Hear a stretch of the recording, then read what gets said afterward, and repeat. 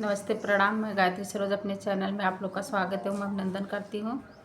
आप लोग के बीच एक भजन प्रस्तुत करने जा रहे हैं। दोस्तों, जो गलती हो क्षमा करिएगा। मेरे वीडियो को लाइक एवं शेयर करिएगा। कमेंट करके ज़रूर बताइएगा कैसे लगा ये भजन आप लोग। ऐसन सुंदर राजधानी कलर पानी से उतरेगा। ऐसन सुंदर राजधानी कलर पानी से उतरेगा। जाई कहा हमरे बारे ससुर से, जाई कहा हमरे बारे ससुर से। फिर से रंगावई राजधानी कलर पानी से उतरेगा। ऐसन सुंदर राजधानी कलर पानी से उतरेगा। जाई कहा हमरे बारे जेठा से, जाई कहा हमरे बारे जेठा से। फिर से रंगावई राजधानी कलर पानी से उतरेगा।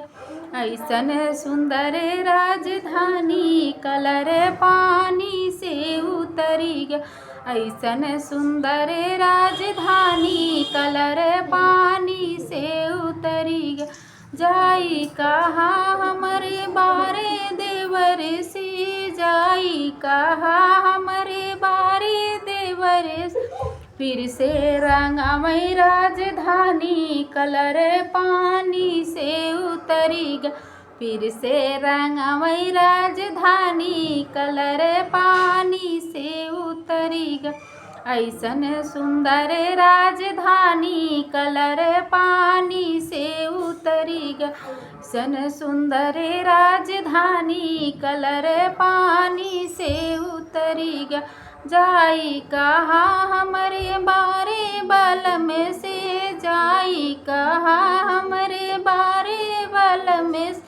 फिर से रंगावई राजधानी कलर पानी से उतरेगा। ऐसन सुंदर राजधानी कलर पानी से उतरेगा। ऐसन सुंदर राजधानी कलर पानी से उतरेगा।